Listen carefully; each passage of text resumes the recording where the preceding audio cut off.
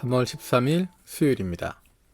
오늘 말씀은 마가복음 11장 1절에서 11절입니다.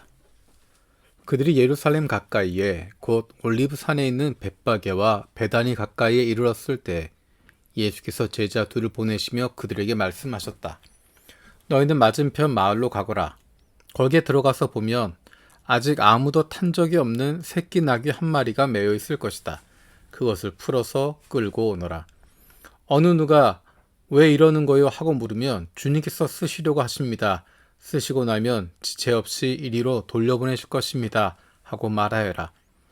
그들은 가서 새끼 나귀가 바깥 길 쪽으로 나 있는 문에 매여 있는 것을 보고 그것을 풀었다.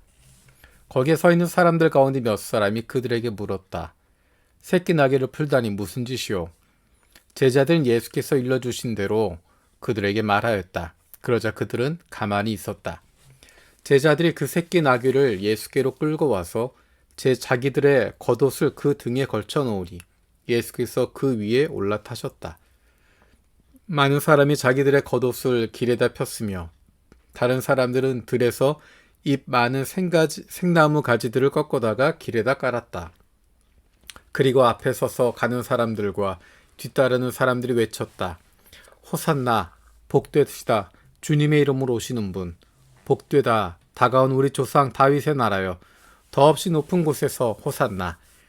예수께서 예루살렘에 이르러 성전에 들어가셨다.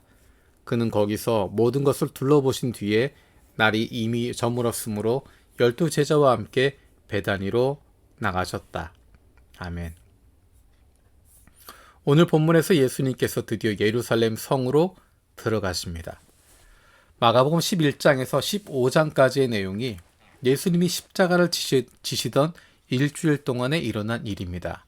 그 시작이 오늘 읽었던 마가복음 11장입니다. 마가복음 전체 분량이 16장까지 있는데 그 가운데 3분의 1에 해당되는 분량입니다. 그만큼 예수님의 마지막 일주일이 중요했다는 것을 보여줍니다.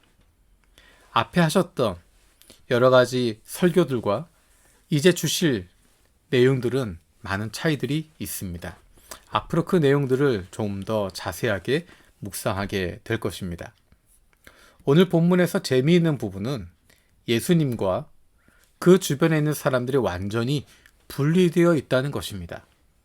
제자들과 그 무리들, 주변 사람들, 앞에 서서 가고 뒤따르는 사람들, 수많은 사람들의 모습이 있습니다. 그리고 그렇게 혼란스럽고 소란스러운 중에 조용히 자신의 길을 걸어가고 계신 예수님의 모습이 대조되고 있습니다. 이 모습은 앞에서의 흐름과 다르지 않습니다.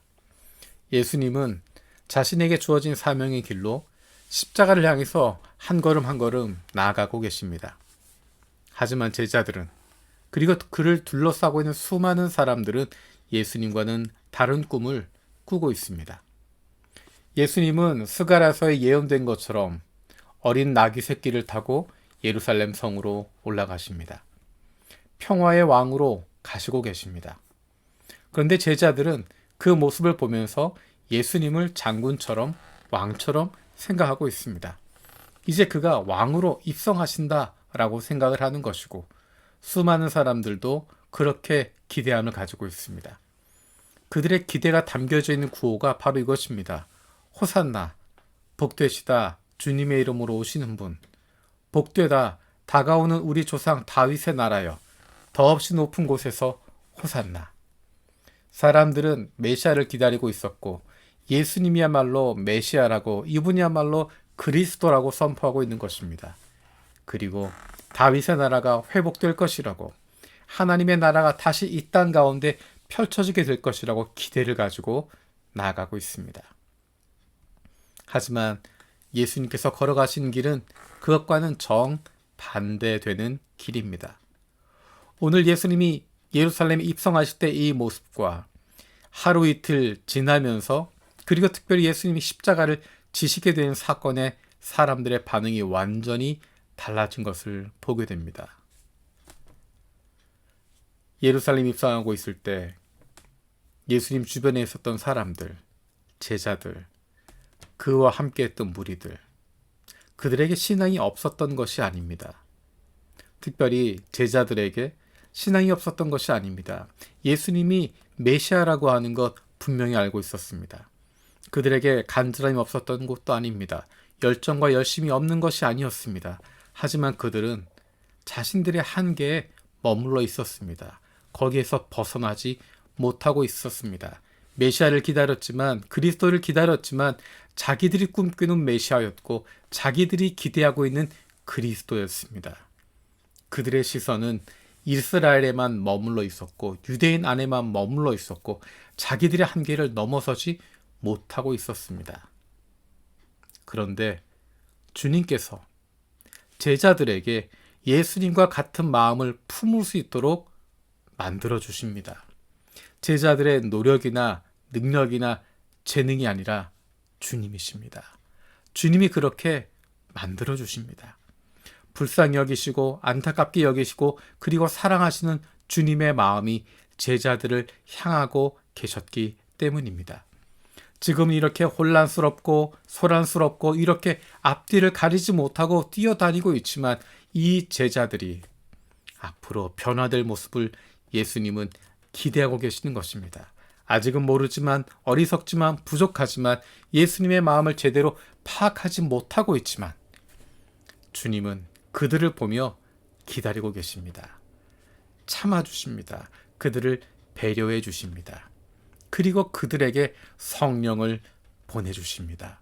성령으로 말미암아 그들이 달라지게 하시고 그들이 예수님과 같은 마음을 품을 수 있게 하시고 그들이 하나님의 시선을 가지고 세상을 바라볼 수 있도록 만들어 주십니다. 이번 사순절 기간이 그런 기간이 되어지길 원합니다. 우리는 아직 모르고 어리석고 부족하지만 예수님의 마음을 제대로 알지도 못하고 있지만 그래서 나름대로 열심히 한다고 이야기하지만 주님께서 우리를 불쌍히 여기시고 안타깝게 여기시고 사랑스럽게 여기시며 바라보고 계시고 기다리고 계심을 경험할 수 있는 사순절이 되어지길 원합니다.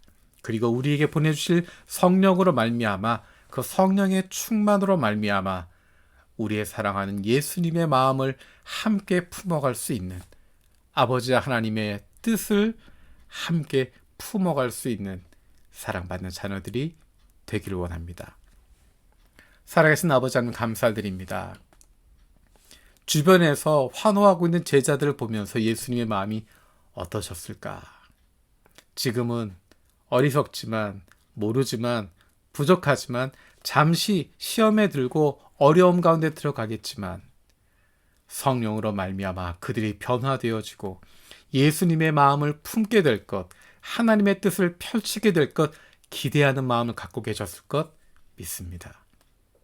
주님, 우리도 아직은 어리석고 부족하고 주님의 마음 제대로 알지 못하고 나름대로 열심히 한다고 하지만 때때로 주님의 뜻을 벗어날 때가 많이 있지만 성령으로 충만케 하셔서 예수님의 마음을 알게 하시고 하나님의 뜻을 품을 수 있게 해주시고 주님과 한 호흡으로 나아갈 수 있도록 우리를 변화시켜 주옵소서. 감사드리고 예수님의 이름으로 기도드립니다. 아멘.